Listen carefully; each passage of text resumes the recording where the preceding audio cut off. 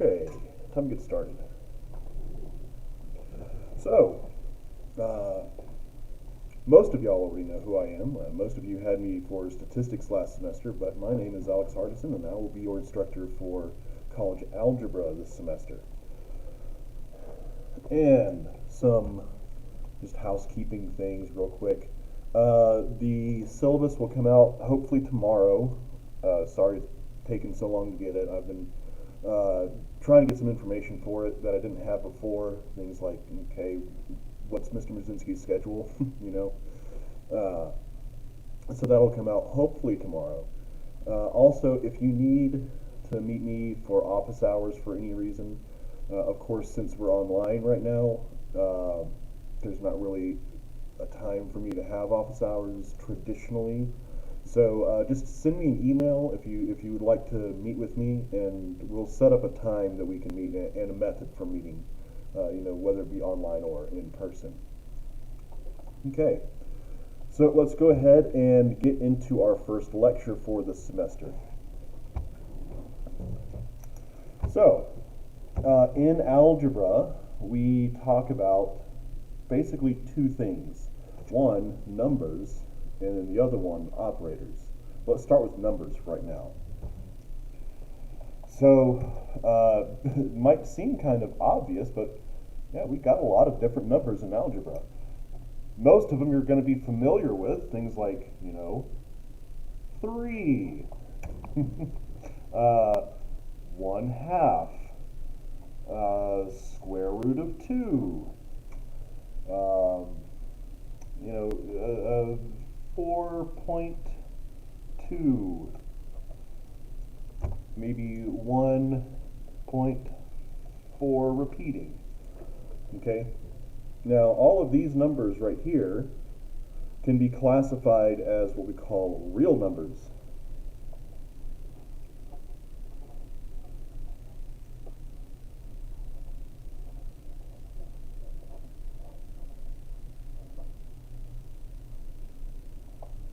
Okay? So real numbers are numbers that we have a concept for. They're numbers that exist in some way, shape, or form. So, like if we have a monkey in the forest and he's gathering fruit, he's going to have a concept of the amount of fruit that he has, and that concept is the number. It's a real number. Okay, it's something that can actually exist. It can be seen. It can be touched. It's an actual value. Okay, so, well, if there's a classification for real numbers, that means that there has to be something opposite of it. And the opposite of a real number,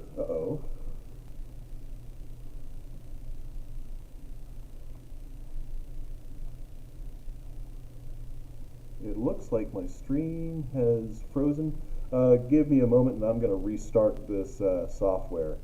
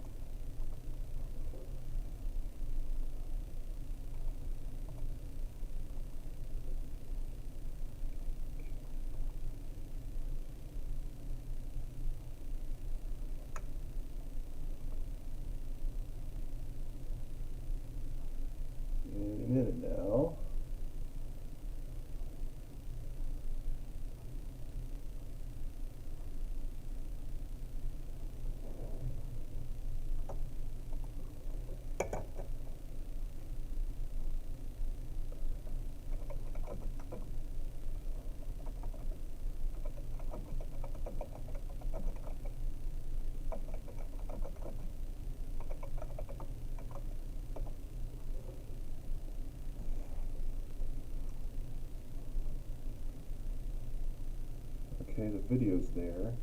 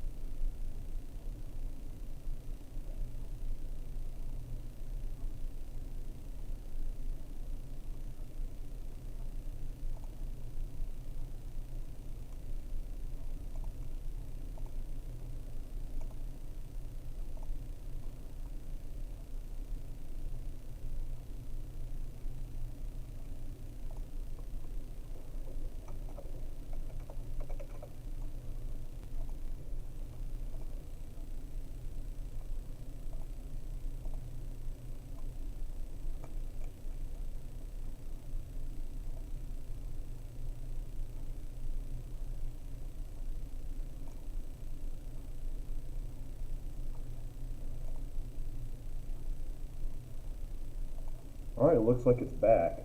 Okay, sorry about that. Alright, so again, these are our real numbers. These are numbers that we have concepts for. They're numbers that we can actually interact with. Now, opposed to these are what we call non-real numbers, or another way of saying that would be imaginary numbers. Now, I don't really like either of those because it implies that they're just numbers that mathematicians made up because, ooh, math is magic and whatnot. Actually, no, they do have a use and a concept behind them. It's just that they're not really numbers that we can really conceptualize.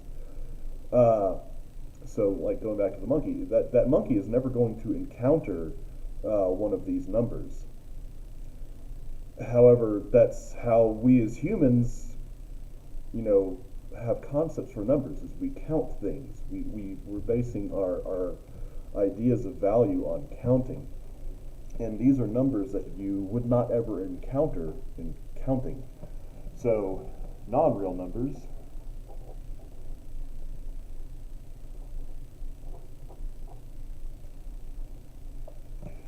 are things like square root of -1.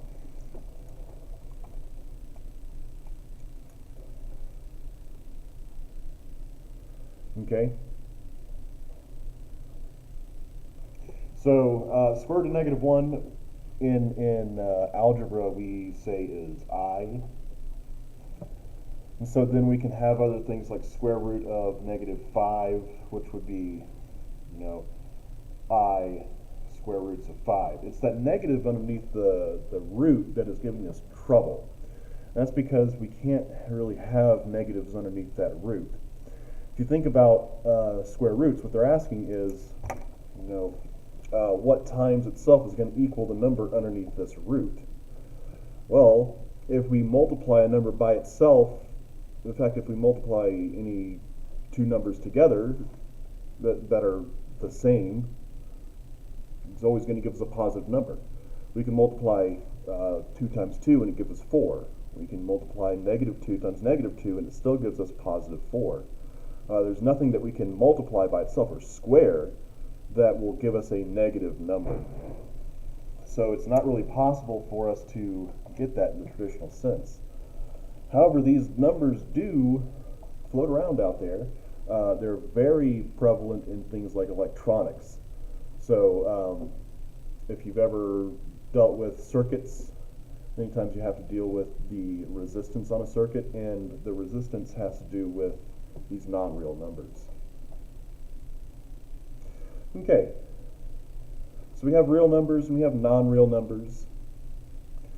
Now, non-real numbers, there's not really any subsets we're going to go into in this class. However, real numbers have a lot of other designations within them. So I'm going to make a little circle here. Within this circle, though,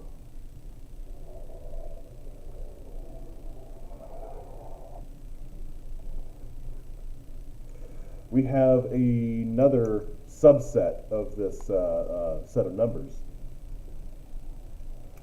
and that is rational and irrational numbers.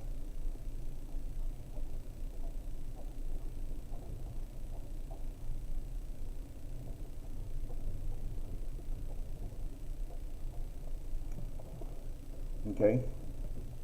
So rational numbers are the numbers that we typically think about when we think about numbers.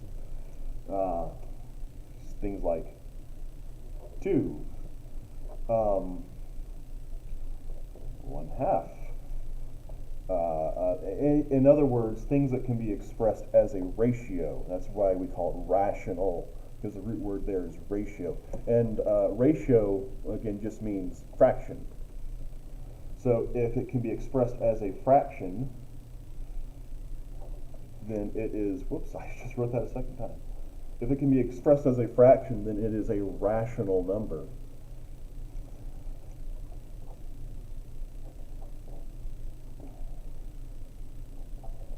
Okay? Here we could call rational. 2 can be expressed as a fraction if we put it over 1, so it's rational. And of course the rest of these are all different forms of fractions. Irrational numbers are numbers that cannot be expressed as a fraction. So square root of 2 cannot be expressed as a fraction. Okay? Now why do I say that? Well, what you might want to try to do right now is take square root of 2 and put it into your calculator and see what you get. Now, if you do that, you will find that once you hit enter on that calculator, you get this big long number with a whole bunch of decimals coming off the end of it. Those decimals never repeat though, and the decimal chain never ends. That's the big part. It never ends and it never repeats. So there's not really a way to convert that into a fraction because we don't know the entire chain there. It's infinite. We can't go to the last number there so that we can know the entire value. So it's irrational. So again, rational numbers can be expressed as a fraction. Irrational numbers cannot be expressed as a fraction. Okay? And then within rational numbers, there is another subset. Oh, I should add that real numbers can include negatives. Should have added that earlier. Within rational numbers, we have another subset that I'd like to go over, and that is natural numbers.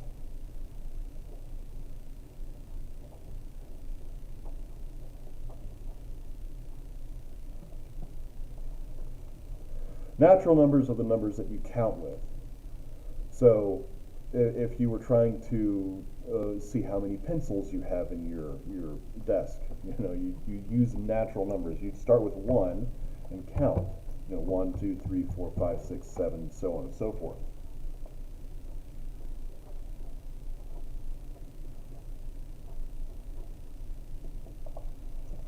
Okay, so natural numbers exclude negatives and 0.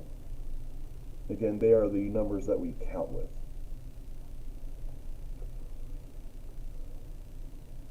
Okay, so we have all sorts of different types of numbers that we're going to be dealing with in algebra. Now, it's very important to know when we're dealing with what kind of number, because sometimes we have to treat things a little bit differently depending on what sort of value we have. So keep these in mind as we go throughout the semester.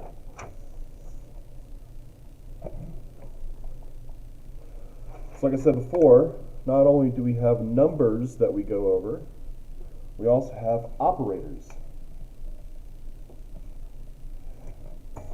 So maybe you don't know what an operator is. You've seen them before for sure though. They are the things that we use to say I want to add, or I want to subtract, or multiply, divide, so on and so forth. So operators are just those symbols that we use to put numbers together. So again, we have add and subtract. We have multiply and divide. And we have roots and powers. Roots and powers.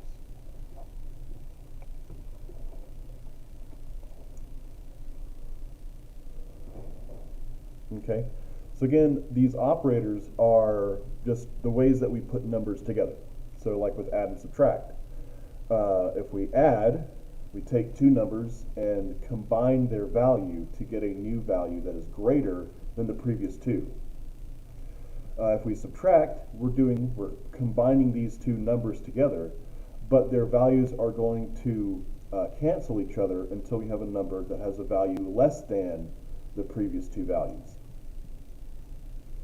So add and subtract are what I like to call combination.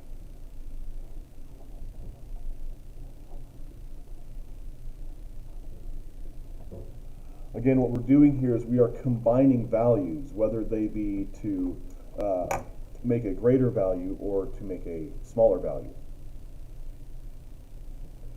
But they are basically the same idea.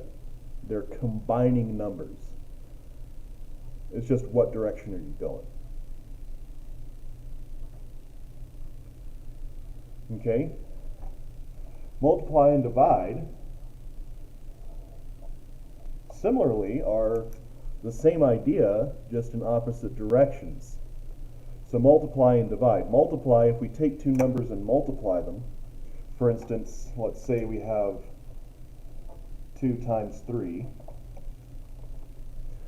What this is saying is we're going to take 2 and we're going to add it to itself 3 times. In other words, we have 3 2's. Or we could look at it the other way around. We could say instead that we have 2 3's. So if we have 2 3's, how much do we have? We have 6. If we have 3 2's, how much do we have? We have 6.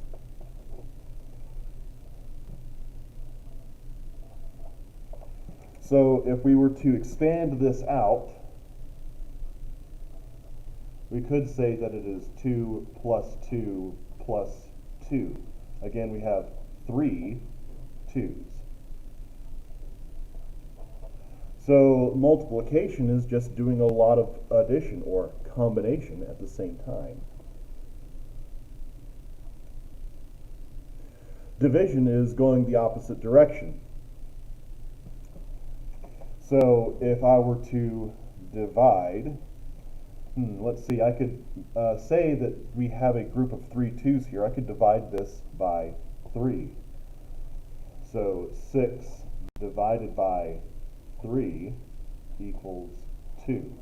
It's going backwards the opposite direction. So again, multiply and divide are basically the same kind of operation. I call it factors.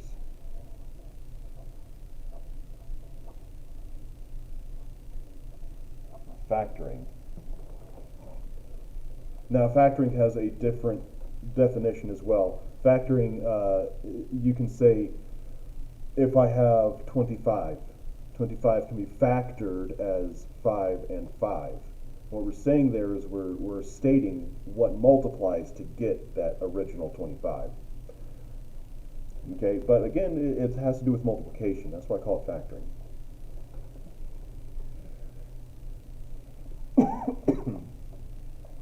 Now, root and power. Well, remember how multiply is just doing a lot of addition at the same time? Well, root and power, power in particular, is doing a lot of multiplication at the same time. So if I have something like 2 to the third power, this is saying I'm going to do 2 times 2 times 2.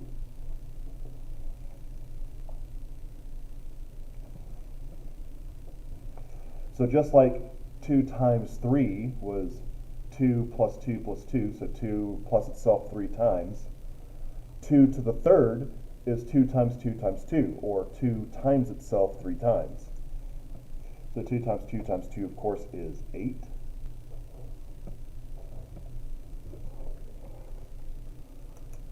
So again, powers are just taking it up to the next level. Instead of doing a lot of addition at the same time, we're doing a lot of multiplication at the same time. It's a shorter way to do it. Which really, if that's true, if this is just a lot of multiplication at the same time, and multiplication is just a lot of addition at the same time, then that means that all of these basically just put numbers together. They combine. It's just at what level are they combining numbers at?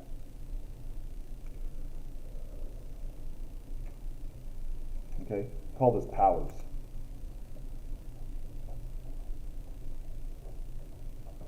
Roots go the opposite direction of a power. However, roots can also be expressed as a power, which we'll get to later on in the semester. It's pretty interesting.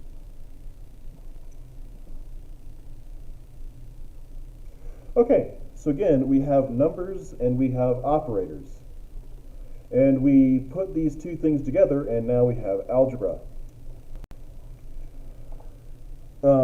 In particular, something I want to talk about right now is the order of operations. There is an order to how we use these operators. So if I have something like 2, then parentheses, 4 minus 2 to the third, close parentheses, divided by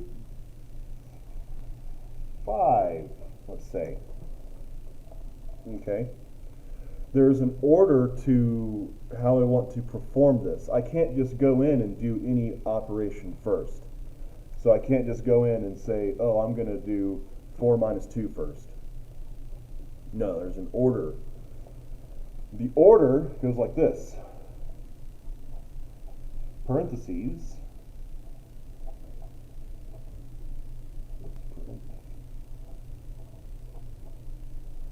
Parentheses, then exponents,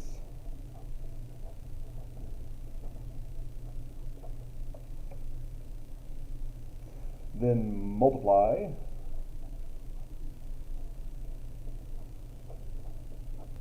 then divide, then add, and then subtract.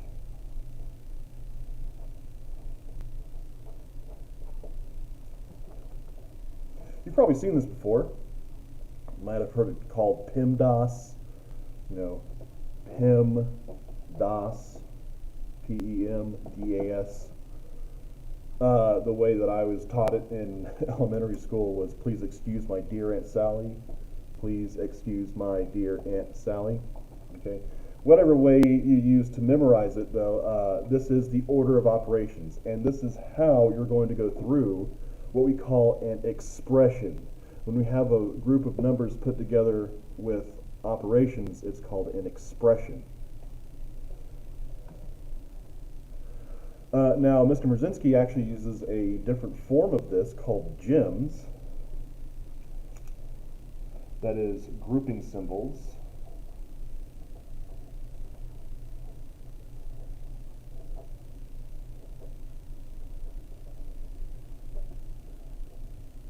Because there aren't just parentheses out there, there's also brackets and all sorts of things to use to group things together.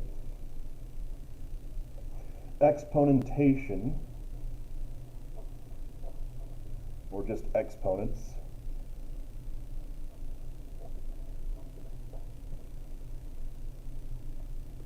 Multiply, divide.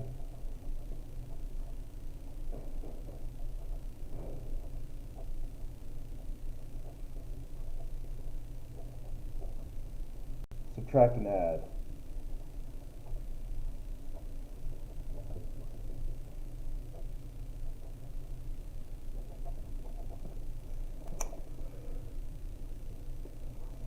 So why does he use this? Well, like I said before, add and subtract are the same type of thing. They're both combination. So they can be done at the same time. Multiply and divide, same thing. They are similar operations. Multiply and divide can be done in the same step.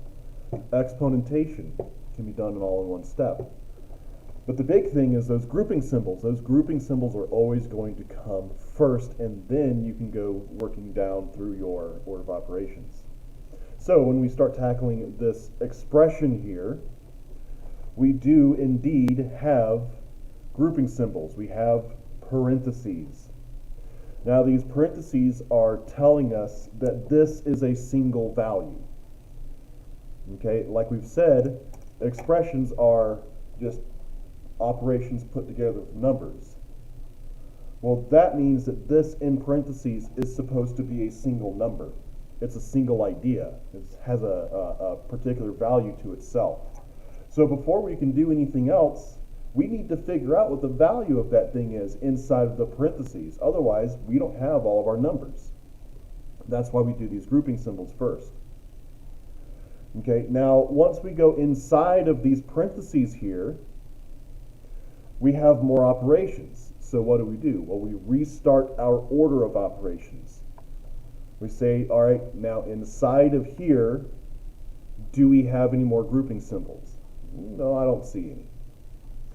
Okay, if we don't have any grouping symbols, do we have any exponents? Yeah, I see an exponent right there. We have 2 to the third. Okay, now here's something interesting about this. Let's look at this on its own. This is negative 2 to the third. Are we going to include that negative when we take the third power? Now in this case, it's not going to matter much because third power isn't going to be able to get rid of that negative. But do we include it? That's something I want you to think about right now. I'm going to keep moving though. Because it's the third power, I don't really have to worry about the negative. 2 to the third, we're going to get 8.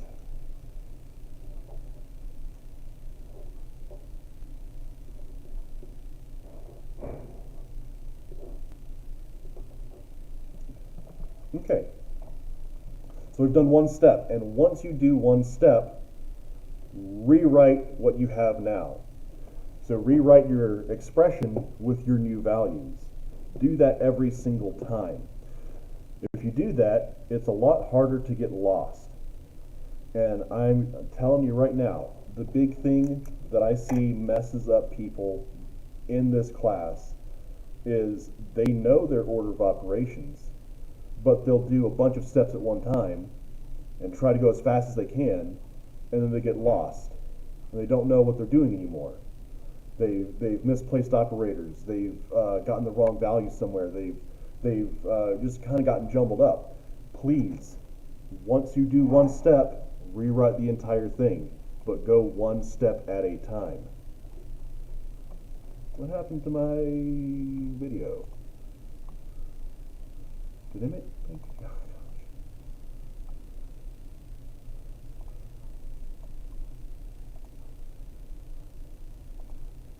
Computer's being very difficult today for some reason. All right, it will come back in just a few seconds. Okay. But again, the big thing is to rewrite your expression with the new values. You don't want to go doing a bunch of steps all at once. You want to do one step at a time. Did you do something in parentheses? Rewrite it. Did you do something with an exponent? Rewrite it. Did you do something with multiply and divide? Rewrite it. So on and so forth. Okay? And I'm going to give this a moment so that we get video back. There we go. We got video. Okay, let's keep going.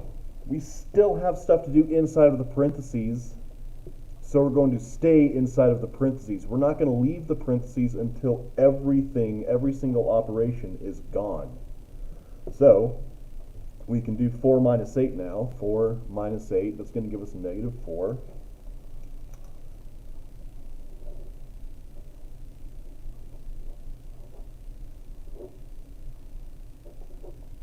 Okay. Now we still kind of have an operator in there with the 4, and it looks like it froze again. Oh no, it's going. It's just the camera that looks frozen. All right. As long as the microphone's still going, that's all that really matters. Okay, so it looks like we still have an operator in there. But this is telling us that this is a negative 4. A lot of people get mixed up and think that negative and minus are different things. They're actually the same. They're just telling us what kind of value we have. Is it a positive value, in other words, we have that thing, or is it a negative value, in other words, we need that thing owed to us? Okay, so this is fine. We can have that negative in there. There's nothing else for us to do inside of those parentheses, though. There's no other number. It's just the negative and the 4. Can't really do anything else. So now we can move outside of our grouping symbols. Okay? So we were outside the grouping symbols. Next is exponents. Do we have any exponents? Nope, doesn't look like we do, so we can move on. Multiply and divide. Yes, I see multiply. When we have a number on the outside of parentheses like this, we will multiply it by whatever's inside of the parentheses. So 2 times negative 4 is going to give us negative 8.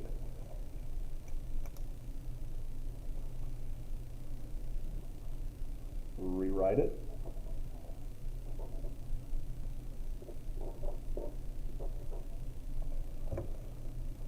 And we have negative 8 over 5.